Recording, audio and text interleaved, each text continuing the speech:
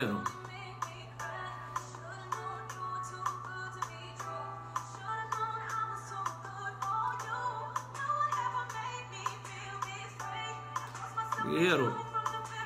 você tem que correr aí pra pegar esse material de anotação, hein? Vai jogando pesado. A galera chegando aí. Rapaz, são tantos concursos, né? Matéria adelante na mão, né?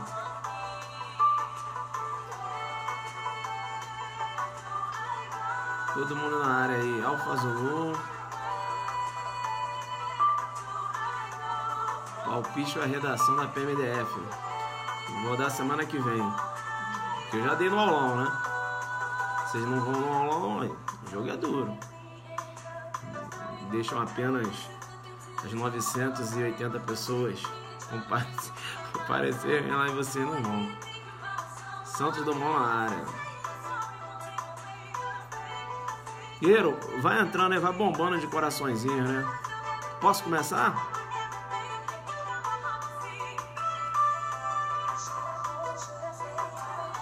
Específica para PF 2018. Vou para o seu Instagram sobre minha inscrição. Isso aí, né? Um jogador então. Todo mundo aí, né? Já dá para começar jogador.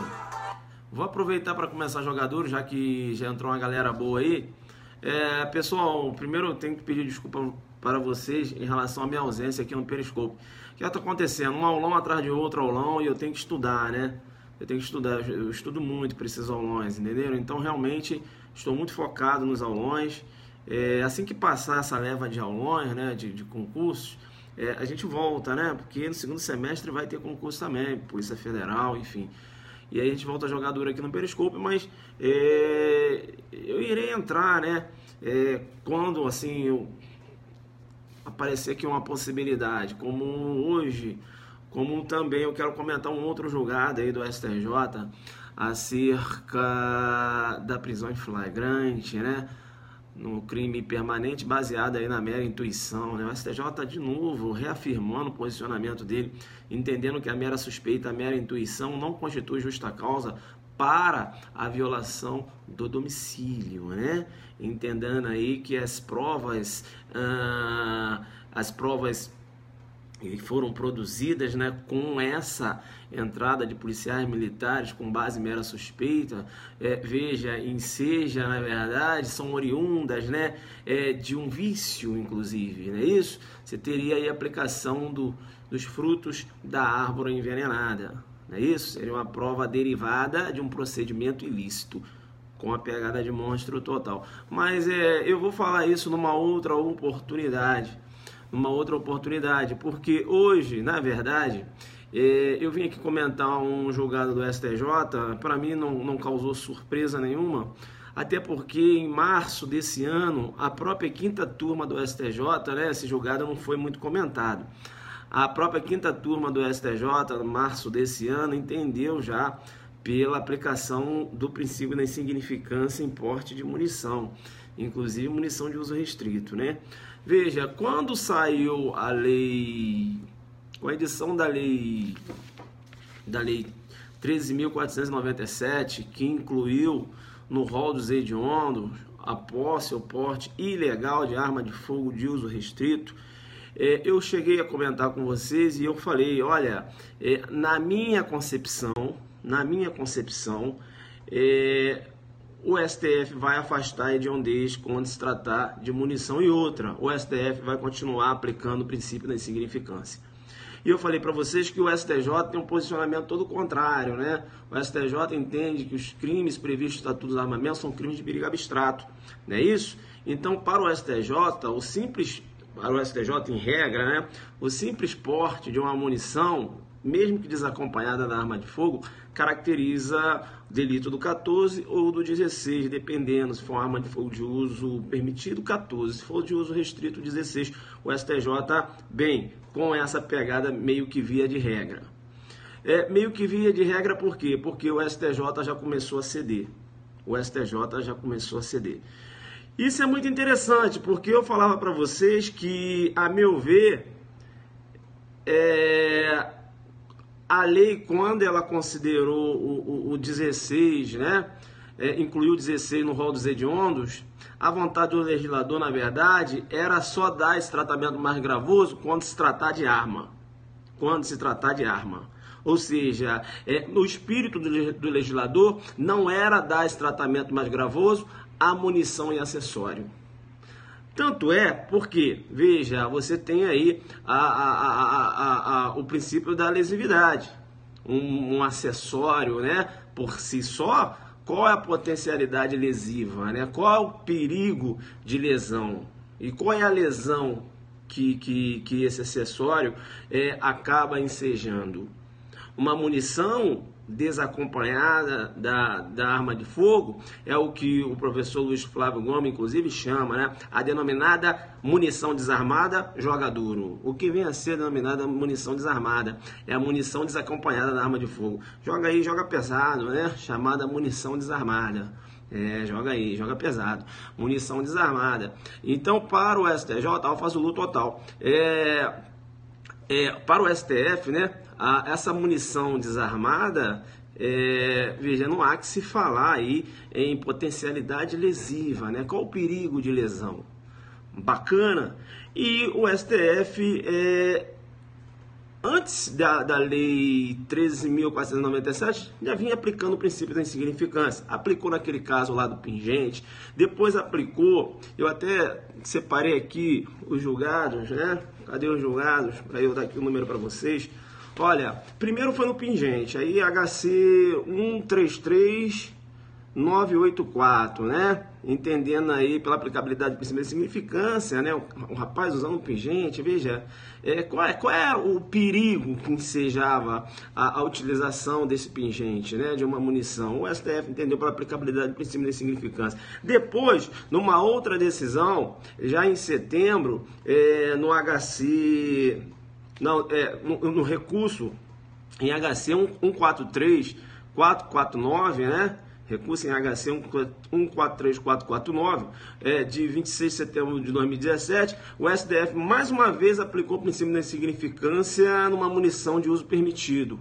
E agora não era a situação de pingente, não, era munição mesmo. Aplicou, lançou mão aí do princípio da lesividade, né? E aí, aplicando também o princípio da insignificância, entendendo que não há que se falar em tipicidade material, não é isso? Qual é o perigo de lesão? Qual é a lesão que o agente qual é a lesão que o agente provoca portando uma munição? Entenderam ou não? Desacompanhada da arma de fogo, né? A chamada munição desarmada. E após a edição da Lei 13.497, o STF ainda deu mais uma decisão aplicando o princípio da insignificância e, pasme, agora numa munição de uso restrito. Então, pessoal, eu já tinha falado, qual foi a minha concepção logo quando saiu a lei? Eu falei o seguinte, olha, vai ser considerado hediondo apenas o posse ou porte de arma de fogo de uso restrito. A hediondez não vai abarcar munição e acessório, lembram disso? E eu ainda digo mais, ainda disse mais. Falei o seguinte, olha, e para mim, a hediondez vai se prender apenas ao caput e apenas à arma de fogo. Não será aplicada às figuras equiparadas lá do parágrafo do 16. Lembram disso que eu falei? Pois bem, tudo caminha nesse sentido. Por quê? Porque, veja, até o próprio STJ, que tem posicionamento firme no sentido de que o porte ou posse de arma de fogo, né, constitui perigo abstrato, bem como o porte ou posse de munição constitui perigo abstrato. Veja, o STJ tem diversas decisões entendendo que não há necessidade dessa munição estar acompanhada de uma arma de fogo. Veja que agora eu já tenho, na verdade, conflitos dentro do próprio STJ. Tenho por quê? Porque em 2018 agora, eu tenho uma decisão da 5ª turma do STJ, 2018, né? Eu tenho uma decisão da 5ª turma do STJ, beleza? eu tenho uma decisão da 5ª turma do STJ, deixa eu pegar aqui o julgado, né? Deixa eu pegar aqui o julgado, será que eu não anotei esse julgado? Não, peraí, tem aqui, opa, tá aqui anotadinho. Veja, eu tenho uma decisão da 5ª turma do STJ, no HC 428181, Rio Grande do Sul, de 26 de março de 2018. A 5ª turma do STJ aplicando o princípio da insignificância no porte de munição. Então veja, já em março agora já tinha aplicado a 5ª turma, né? E olha só o que menciona. No caso, o réu foi preso em flagrante em posse de uma munição calibre 32 de uso permitido, desacompanhada de dispositivo que possibilitasse o disparo do projetil, ou seja, da arma. Por conseguinte, deve ser reconhecida a inocorrência de ofensa à incolumidade pública, sendo, pois, a rigor o afastamento da tipicidade material do fato, conquanto seja a conduta formalmente típica. Ou seja, entendendo pelo afastamento de tipicidade material, ou seja, aplicando o princípio de significância, a 5ª turma, no dia 23 de 3 de 2018. Entenderam não? A 5ª turma. E agora uma nova decisão da 5ª turma, agora no recurso especial 1710-320 Rio de Janeiro, agora, nessa decisão fresquinha, também aplicando o princípio da insignificância em porte de munição. Ou seja, muito embora o STJ tenha posicionamento, né? Se você for considerar os precedentes do STJ, você vai verificar que a maioria dos julgados é no sentido de que o porte de arma de fogo de uso permitido ou restrito, né, constitui crime de perigo abstrato, e aí também abrangendo, né, a munição. Veja que eu já tenho divergência dentro do próprio STJ. Beleza? Já tenho divergência dentro do próprio STJ.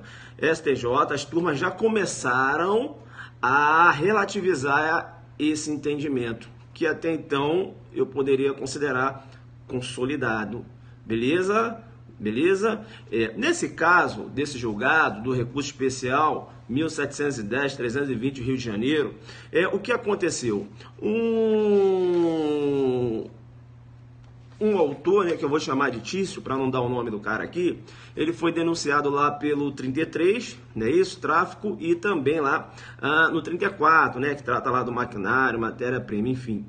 E foi também denunciado pelo artigo 16, posse de 2 munições de uso restrito, uma de 9mm e outra de 7,65. Beleza? O que aconteceu? O TJ Rio de Janeiro entendeu pela condenação no 33 e o TJ Rio de Janeiro ainda, me parece que entendeu pela consunção na absorção do 34 pelo 33, enfim, mas não é o mérito aqui, beleza? E entendeu pela absolvição no que se refere ao porte da munição de uso restrito. Por que o TJ entendeu assim? Entendeu por quê? Porque essa munição ela estava desacompanhada da arma de fogo. Beleza? Tranquilo. O MP recorreu, não é isso? O MP recorreu, recurso especial ao STJ, alegando que o porte de munição por si só caracteriza o delito do 16. Trata-se de crime de perigo abstrato. O MP com essa pegada. Beleza? Tranquilo. E o STJ aqui, que entendeu o STJ na relatoria do ministro Jorge Mussi, na 5ª turma, o ministro entendeu que a munição desacompanhada da arma, né, a chamada munição desarmada, veja, não enseja qualquer tipo de lesão ou perigo de lesão a bem jurídico. Entenderam não? E o ministro, quando ele deu essa decisão, ele ainda mencionou, olha, eu tenho conhecimento que a corte tem esse entendimento sedimentado de que o porte de munição, né, caracteriza aí crime de perigo abstrato. Ele falou isso. Mas ele falou, mas eu tenho conhecimento também que já há precedentes do próprio STJ no sentido da aplicação do princípio da insignificância. E quando ele cita, né, e aí ele citou alguns precedentes do próprio STJ, citou esse de 2018, né, tem um de 2017 também aplicando o princípio da insignificância, e ele aí também citou os 3 precedentes do STF. E veja, em nenhum momento, nesse julgado, eu li o julgado, em nenhum momento, o ministro fez alusão da impossibilidade da aplicação do princípio da insignificância, considerando a hediondez do delito. Olha só, em nenhum momento, julgado, em nenhum momento mencionou, olha, em que pese ser considerado hediondo, não falou nada disso. Entenderam, não? Então, veja, já é a visão já do ministro que não se trata de crime hediondo. Porque, veja, como você pode aplicar princípio da insignificância num crime considerado hediondo? Olha só a incoerência. Para que um crime seja considerado hediondo, esse crime ele tem que ter uma elevada reprovabilidade. Concorda comigo? Que para que um crime seja considerado hediondo, né, na política criminal, como legislador, veja, edita uma lei para incluir aquele crime no rol dos hediondos, é porque esse crime ele tem uma elevada reprovabilidade. É isso? Reprovabilidade da conduta. Não é isso? E aí esse crime ele entra no rol dos hediondos. Não pode ser de qualquer jeito, tem que ter uma política criminal antecedente. Bem, legal. Aí, de outra banda, para a aplicação do princípio da insignificância, um dos requisitos é o reduzido grau de reprovabilidade da conduta. Entenderam ou não? Entenderam? Então, como é que eu posso aplicar um princípio da insignificância num crime que é considerado hediondo? Entenderam? Então, veja bem, olha só meu raciocínio, quando o STF ou o STJ aplica o princípio da insignificância no porte de munição de uso restrito, o STF ou o STJ, ainda que indiretamente, afasta a hediondez deste delito, joguei duro com você. Não menciona, mas afasta. Afasta por quê? Porque um dos requisitos para a aplicação do princípio da insignificância é o reduzido grau de reprovabilidade da conduta. E se uma conduta, uma conduta ela é considerada, a reprovabilidade da conduta, veja, é considerada reduzida, eu não posso considerar esse crime hediondo. Entenderam ou não? Então, na minha concepção, quando o STJ e o STF, né, agora estão aplicando, veja, eu já tenho aqui 2 decisões do STJ aplicando o princípio da insignificância em porte de munição de uso restrito na alta, né? Tem do STF, então, a meu ver, o STF e o STJ estão, ainda que indiretamente, entendendo que quando se tratar de munição, não há que se falar em crime hediondo. Tanto é que há possibilidade de aplicação do princípio da insignificância para retirar a tipicidade material. Tá dando para entender isso? Veja, esse é o que eu venho raciocinando, né? Então, veja, eu quero passar essa decisão para vocês. Lá foi no recurso especial, né? 1710-320, essa decisão é recente, beleza? Então já anota aí, né? Isso é elevado, para você considerar um crime hediondo, você tem que ter um elevado grau de reprovabilidade da conduta, não é isso? Bacana. Então, olha, essa decisão é bem recente, né? É agora de maio. Essa decisão é agora de maio, tá? Então, a 5ª turma, depois você procura aí. Então, veja, o STJ aplicando o princípio da insignificância no porte de 2 munições de uso restrito. Essa decisão tá meio que isolada? Não, porque eu já tenho uma decisão da 5ª turma também, da própria 5ª turma também, e aí eu passei para vocês, né? Deixa eu pegar aqui de novo. A própria decisão da 5ª turma também, no HC 428181, relatoria do ministro Ribeiro Dantas, 5ª turma, julgado em 20/3/2018. De 2018 também, aplicando o princípio da insignificância no porte de munição. Beleza? Tranquilo? Então, pessoal, veja, a tendência é essa, né? A tendência é essa. Em relação ao conflito, entendimento, qual que prevalece? Veja, se você for analisar, a maioria dos precedentes do STJ é no sentido da não aplicabilidade do princípio da insignificância no porte de munição, por considerar que se trata de um crime de uso, trata-se de um crime de perigo abstrato. né? Se você for verificar, a maioria dos precedentes são nesse sentido. Mas eu já estou tendo precedentes no sentido da aplicação. E outra. Veja que quando há, né, a possibilidade de se analisar outros casos, os ministros estão citando esses precedentes. Né? Os ministros que estão aí entendendo na possibilidade da aplicação do princípio da insignificância quando se trata de munição. Os ministros, inclusive, estão fazendo alusão a julgados do STF. O STF tem 3 julgados seguidos aplicando o princípio da insignificância no que se refere à munição. E não quer nem saber se é de permitido, se é de uso permitido ou restrito, está aplicando. Entenderam? Então, eu vejo que, porque os alunos perguntam, professor, e aí?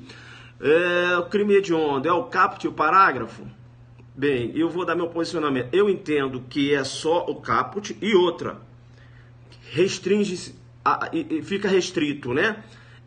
Só a arma de fogo, não entrando a munição nem acessório. Entenderam ou não? E para mim o parágrafo não entra no rol do lado dos hediondos. Sabe por quê? Olha só o meu raciocínio. Pega lá a sua lei de crimes hediondos. Pega lá a sua lei, porque eu vou precisar, né? Eu vou precisar aí que você... pega aí a sua lei de crimes hediondos. Pega lá. Quando você falar, professor, já estou com a lei aqui na mão, aí você vai raciocinar comigo, né? Pega lá. Pegou aí, sim ou não? Sim ou não? Sim ou não? Pegou, né? Pegou. Olha só que interessante. Quando você pega a lei de crimes hediondos, olha a técnica legislativa que foi utilizada, né? Tá aí na tua mão? Beleza, que a minha já correu aqui, né? Deixa eu ver se eu acho. Se eu não achar, tá tudo certo também. Já. Vamos lá. Olha só. Isso. Jogou duro, né? Jogou duro. Cadê a minha, hein? Jogou duro. Não vai aparecer aqui. Rapaz, eu deixo tudo aqui na sequência, não sei o que acontece aqui. E quando entra aqui ao vivo, mas tá tudo certo. Não quer aparecer, não aparece. Joga duro aqui comigo. Beleza. Pega aí a sua lei. Pega a sua lei.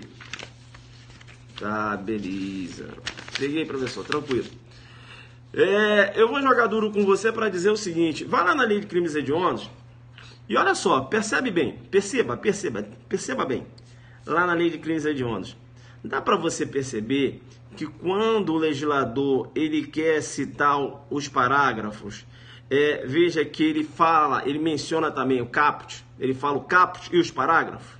Quando ele quer considerar o caput como hediondo e os parágrafos também, deu para perceber isso? Artigo, quando trato lá, por exemplo, da extorsão mediante sequestro, ele fala 159, caput, aí fala parágrafo 1º, 2º, 3º, já viram isso? Já viram? Percebeu? Quando ele fala estupro de vulnerável, caput, ele fala parágrafo 1º, 2º, 3º e 4º, já viram isso? Quem é que está vendo isso? Ele falando caput. Isso. Né? Favorecimento, prostituição, outra forma de exploração de criança e adolescente, né? Ele fala 218, caput. Aí ele fala parágrafo 1º e 2º, já viram isso? Beleza, interessante. Então, veja, vou te chamar no perceba. Eu vou te chamar no perceba porque se a intenção do legislador fosse incluir o parágrafo lá do 16, as figuras equiparadas, ele teria citado assim, lá na alteração, né, na Lei 13.497, ele teria falado o seguinte, considera-se também hediondos o crime, aí aqui a redação, né, a alteração do artigo 1º. Aí ele fala, genocídio previsto no artigo 1º, 2º e 3º da Lei 2.889, e o de posse ou porte ilegal de arma de fogo de uso restrito, previsto no artigo 16, ele teria citado os parágrafos, ele teria citado o caput e o parágrafo. Entenderam? Aí ele teria citado o caput e o parágrafo, como foi a técnica que ele utilizou aqui no rol do artigo 1º. E aqui não, ele falou o artigo 16. Entenderam ou não? Então veja, quando ele quer que o parágrafo também seja considerado hediondo, ele menciona caput. Quando ele não quer, ele só menciona o artigo 16 sem mencionar caput. Deu para entender? Isso, o professor Rogério Sanches entende diferente, data máxima vênia, eu respeito, né? Mas é um posicionamento dele, eu tenho o meu e estou fundamentando o meu. Beleza? Tranquilo? Deu para entender? Então, veja, pela técnica legislativa, a intenção, a meu ver, foi essa, né? A intenção foi essa. Entenderam ou não? Porque, olha só, né? Quando, por exemplo... Professor, mas como você sabe que quando ele quer só se referir ao caput, ele não menciona caput? Olha só. Deu para entender o que eu estou falando? Quando ele quer se referir ao caput, como o 16, ele não menciona o caput, só fala o artigo. Sabe por quê? Quando você vai lá no artigo, lá no rol dos hediondos, quando ele trata lá do homicídio simples, não é isso? Que é considerado hediondo quando praticado em atividade típica de grupo de extermínio, ainda que por um só agente, veja que ele fala, ó, homicídio, artigo 121. Eu sei que ele está fazendo referência ao caput, mas ele não cita. Foram lá? Ó, homicídio, artigo 121. Ou seja, ele está fazendo referência só ao caput aqui, no homicídio simples. Não é isso? Mas ele não cita, ele não coloca caput. Mas ele está fazendo referência ao caput. É igual aqui, quando eu trato da lei de crimes hediondos, né? Quando ele fala assim, ó, artigo 16, ele está fazendo referência só ao caput. Quando ele quer fazer referência ao caput, ele não cita caput. Quando ele quer fazer referência aos parágrafos, considerando os parágrafos hediondos também, aí ele cita o caput e os parágrafos. Deu para entender? Então é por isso que, a meu ver, e aí, né, esse meu entendimento na minha cabeça ele vai crescendo mais ainda, porque vai se cristalizando, né? A aplicação de princípio de implicância é o reduzido grau de reprobabilidade da conduta. E para que um crime seja considerado hediondo, veja, eu tenho um elevado grau de reprobabilidade. Entenderam ou não? Então, veja, vamos esperar, né, o STJ se posicionar acerca das figuras equiparadas lá do 16, se são ou não consideradas hediondos, né? A meu ver, não. Beleza?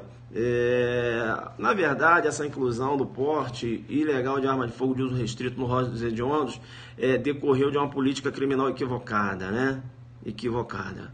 Beleza? Então, acho que aí já tem aluno, né, seguindo o meu posicionamento, entendendo que se restringe apenas o caput, e digo mais, apenas a arma, né? Ao caput só a arma. Né? Acessório não entra, não é isso? Munição também não vai entrar não, porque senão você vai ter aqui uma aberração jurídica, qual seja a aplicação do princípio da insignificância em crime considerado hediondo. Qual, professor? Porte de munição de uso restrito. Isso é aberração jurídica, então. Para que o julgador, né, entenda que é possível a aplicação do princípio da insignificância, ele não pode raciocinar com hediondez. Hediondez e princípio da insignificância andam na contramão, não andam de mãos dadas. Deu para entender isso? E por que andam na contramão? Porque a hediondez demanda uma elevada reprobabilidade da conduta. O princípio da insignificância, entre outros requisitos, demanda reduzido grau de reprobabilidade da conduta. Entenderam ou não? Então, você não há compatibilidade. Entenderam? Então, né? Então, vamos ver como vai ser isso aí, né? Vamos ver, né? Veja, esses julgados, tanto do STF como do STJ, se baseiam no princípio da lesividade, né? Entendendo que uma munição desacompanhada da arma de fogo, a chamada munição desarmada,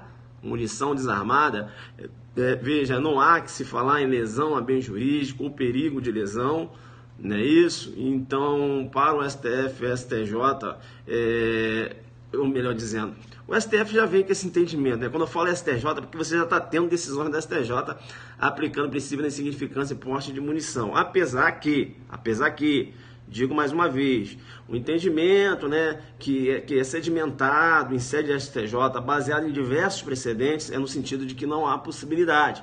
Por quê? Porque porte de munição trata-se de um crime de perigo abstrato. Mas eu estou falando para vocês que eu já tenho aí 2 decisões de 2018 aplicando, do STJ, aplicando o princípio da insignificância em porte de munição, e essas decisões fazendo alusão às decisões que o STF, as decisões, né, recentes do STF no sentido da aplicação. Então acho que eles vão acabar andando de mãos dadas aí. O STJ de repente pode entender que trata-se de crime de perigo abstrato, mas relativizar quando se tratar de munição, não é isso? Então vamos ver como é que vai ficar isso aí. STJ vai pacificar, Zuc? Talvez, né? A gente espera isso aí. Deu para entender? Pessoal, uma coisa importante, já que eu falei aqui, esse agente, por exemplo, ele foi condenado no tráfico, né? Ele foi condenado no tráfico e também, né, na acusação, né, foi no tráfico e no porte da munição. Vamos supor que fosse uma arma de fogo. E aí, durante buscas, uma pessoa está sendo investigada por tráfico e durante buscas encontraram uma arma de fogo dentro da casa dessa pessoa. Essa pessoa ela vai ser acusada pelo tráfico e mais posse ilegal de arma de fogo? Ou ela vai ser acusada pelo tráfico com a causa de aumento prevista lá no artigo 40, inciso 4, né? 33 com a causa de aumento, né? Aí, causa de aumento 40, inciso 4, qual seja o emprego de arma, né? O emprego de arma lá no tráfico. Beleza? E aí? O que vocês acham? O que vocês acham? O agente, na hora da denúncia, o MP tem que denunciar pelo concurso material. E aí? O que vocês acham? O agente estava sendo investigado pelo tráfico. Tráfico, foi realizada uma busca e apreensão. Encontraram drogas, encontraram arma também. E aí eu te pergunto, há concurso material de crimes ou deve ser, a denúncia deve se basear aí no 33 com a causa de aumento prevista lá no artigo 40, inciso 4, né, que menciona se o crime tiver sido praticado com violência grave e ameaça, emprego de arma de fogo ou qualquer processo de intimidação difusa ou coletiva. Eu vou te chamar no PCB e vou dizer. Depende. Depende por quê, professor? Você tem que provar que a arma era empregada no tráfico. Se o agente tem uma arma de fogo em casa, mas você não tem prova que aquela arma era empregada, por exemplo, para ele defender o ponto de drogas dele, entenderam ou não? Tinha arma lá, mas ele não usava essa arma. Entenderam ou não? Entenderam ou não? Não há prova de que aquela arma era empregada no tráfico. Se não há prova de que aquela arma era empregada no tráfico, aí vai ser 33 mais a posse irregular de arma de fogo. Entenderam? Em concurso material de crimes. Entenderam? Agora, se há prova de que aquela arma era empregada no tráfico, o MP tem que denunciar pelo 33 com a causa de aumento. E aí você afasta a posse irregular. Entenderam ou não? Bem, o que aconteceu? E aí eu falava isso uma outra oportunidade. Lá no Sul, sei se vocês estão lembrados disso, né? Lá no Sul, o que aconteceu? Jogando duro demais. Sabe o que aconteceu? Tinha provas nos autos que o cara empregava a arma no tráfico. Aí o que o MP fez? Era uma arma de uso restrito. O MP querendo, né? Veja, a alma daquele acusado, o MP denunciou pelo tráfico em concurso material com porte, com a posse, né? Ilegal de arma de fogo de uso restrito. A pena, veja, era bem maior. E aí, o TJ do Rio Grande do Sul falou o seguinte: olha, há provas aqui de que o cara usava essa arma para a defesa do tráfico. Então, veja, eu vou absolver no que se refere ao porte ilegal de arma de fogo. Por quê? Porque você deveria ter denunciado ele no 33 com a causa de aumento. Aí o TJ, veja, acabou absolvendo quando você trata lá do 16. Aí saiu um monte de gente aí nas redes sociais falando, caramba, o cara foi absolvido porque usou a arma em legítima defesa do ponto de droga. Caramba, absolveu. Rapaz, sabe por que ele fez isso, o TJ Rio Grande do Sul? Porque ele não pode. Veja, se o MP não denunciou no 40 e no inciso 4, né, do 33 inciso 4, o TJ ele não pode incluir na denúncia. Entenderam ou não? Olha o sistema acusatório. É um MP que deveria ter feito e não fez. Entenderam ou não? Então foi por isso que ocorreu aquela absolvição lá. Não foi porque o cara usou a arma na sua legítima defesa, não foi nada disso. Ele usava a arma na defesa do tráfico, beleza. O MP tinha que denunciar pelo 33 com a causa de aumento do 40. Aí foi querer pegar, né, para o cara pegar uma pena maior, quis jogar os dois. Aí o TJ falou, não, então aqui, né, é que eu vou aqui absolver. Aí absolveu no que se refere ao porte ilegal de arma de fogo, né, ao porte ilegal de arma de fogo restrito, porque deveria ter sido incluído na denúncia como uma causa de aumento, e não de forma autônoma. Entenderam ou não? Então foi isso que aconteceu. Beleza? Então se liga quando você verificar uma questão envolvendo a arma de fogo. Nesse tema você mencionou no aulão em Goiânia, isso. Então a arma, porque ó, olha só o que fala o artigo 40, inciso 4. O crime tiver sido praticado com violência, grave ameaça, emprego de arma de fogo. A gente tem que empregar a arma de fogo. Beleza? Tranquilo? Ou seja, o emprego no tráfico. Né? Aí provou, ele empregava aquela arma no tráfico. Aí o MP, ao invés de denunciar no 40, no 33 com a causa de aumento, né, 40 inciso 4, tentou empurrar, né, veja, não, tentou empurrar um concurso material de crimes. Aí o TJ lá do Rio Grande do Sul falou, não, aqui não. Aí absolveu o cara lá. Né? Aí saiu aí, caramba, como absolver uma pessoa que agiu em legítima defesa de tráfico e tal, o pessoal viajou, né? É complicado, até eu vi, né, alguns professores aí renomados também nesse sentido, mas me parece que não leram o julgado. A questão foi essa, né? Papo mosca, era para ter denunciado no 3340 inciso 4, e não pode o TJ. Veja, o sistema acusatório, né? Não pode o julgador, né? Veja, fazer uma interferência, né, na peça acusatória. Não é isso? Ele tem que se manter equidistante, né? É o sistema acusatório, né? Muito embora não adotamos aqui um sistema acusatório puro como é lá na França, né? Aqui, o juiz ele pode, em determinadas situações, produzir provas, não é isso? O princípio do seu livre convencimento, não é isso? Na França, não. Na França é um sistema acusatório puro, né? Aqui é meio relativizado. Não entendi que o menino colocou ali. Beleza, pessoal? Tranquilo aí, então? Tranquilo? Então, beleza, né? Então, anota esse jogadinho aí, né? Bacana, coloca no Zuckerberg. Então, precedentes aí do STJ, no entendimento, né? Na possibilidade aí da aplicação do princípio da insignificância, eu já tenho duas decisões nesse sentido. Beleza? Anotaram os jogados? E agora, muito interessante, né? Porque o que acontece? Só voltando aqui antes da minha musiquinha. Quando você fica olhando, é bacana, né? Porque quando saem essas decisões, né? Da aplicação do princípio da insignificância e munição de uso até restrito, aí você lembra do Zuc, né? Falava, pô, rapaz, o Zuc falou isso há 4 meses atrás. Há 4 meses atrás eu falei, né? Eu falei, olha, quando o STF, o STJ aplicar o princípio da insignificância na munição, o pessoal vai bombar nas redes. Princípio da insignificância na munição. Não falei isso? Eu falei, ó, mas veja, vocês, né, tipo, meio que não vão receber essa notícia com espanto. Por quê? Porque já vem sendo aplicado. Não é nada novo, não. Eu falei isso pra vocês, isso há 4 meses atrás. né? Quando poucos se arriscavam a falar acerca da possibilidade de aplicação de significância da munição, porque, veja, agora seria um crime de perigo abstrato, né? Veja, além disso, um crime considerado hediondo.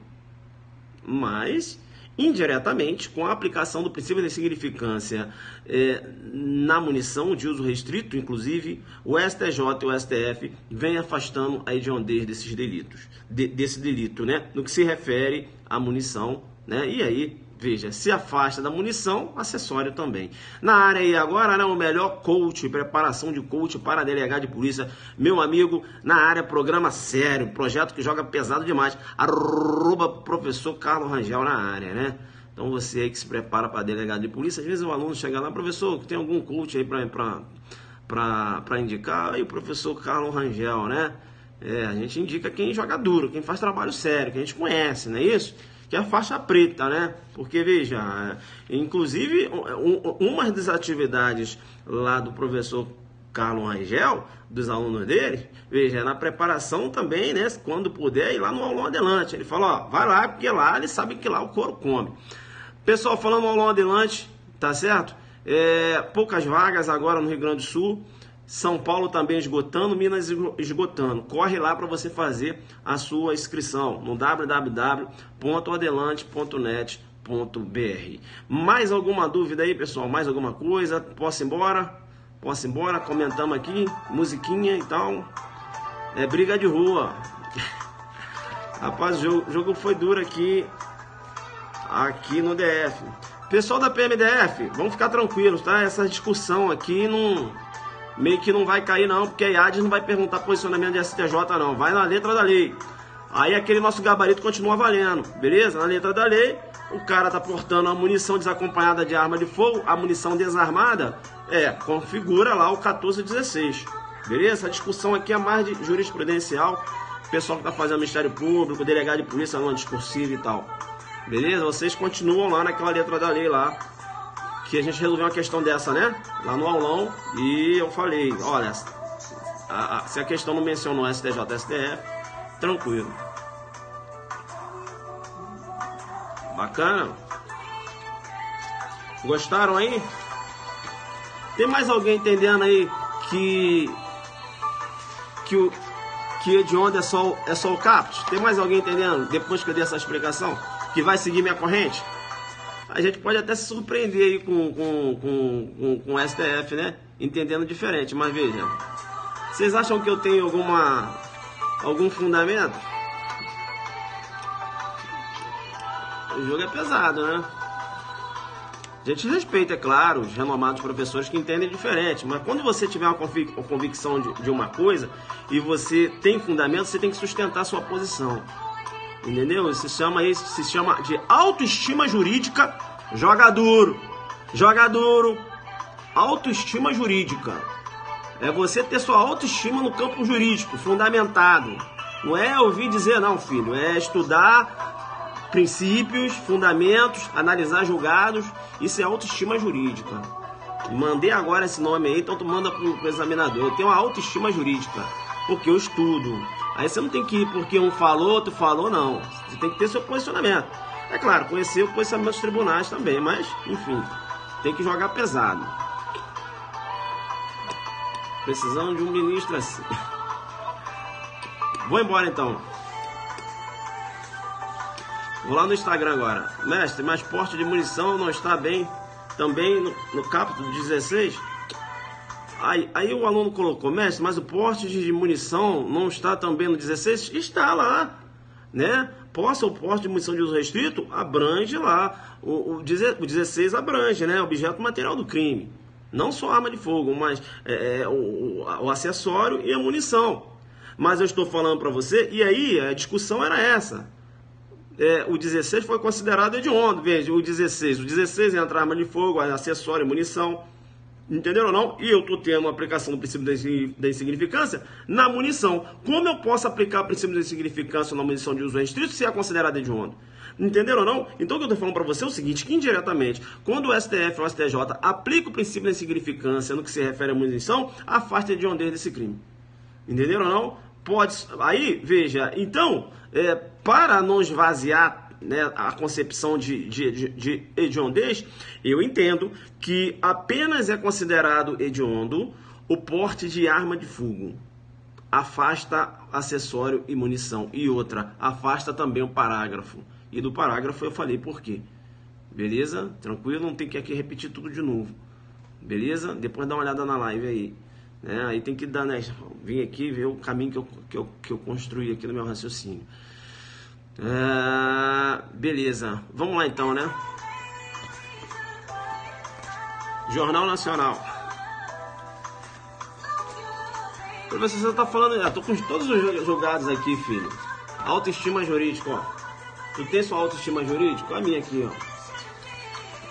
Pode falar de boca pra fora não, filho. Tem que estudar, porra. Entendeu? Quer jogar duro, mas não quer estudar. Olha aí, ó. A lei e tal, alteração, né? Antes de eu falar com vocês aqui, eu faço um estudo, dou uma analisada, falo como eu vou falar, entendeu? Autoestima jurídica, pô. Tem que ter, irmão. Negócio é que fulano falou, deixa fulano falar. Bacana, palmas pra ele. Mas você tem que ter a sua autoestima jurídica também.